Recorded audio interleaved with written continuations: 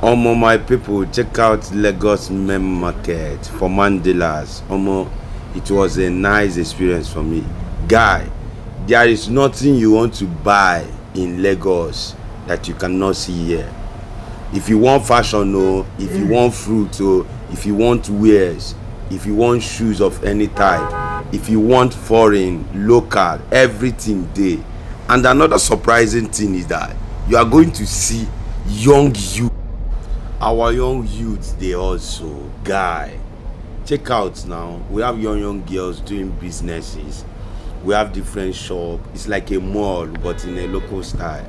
Guys, Obunebiabe Lagos mainland, as in Mandilas, if you never come here before, you have not even visited Nigeria.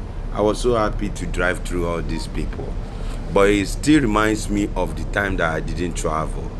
I'm glad that I've traveled. Coming back is a reminder that we have to do better. Omo, Nigeria sweet oh, but the people, the people they suffer oh, no be small. Thank you everybody that comes across the video. See as the merit they para for me.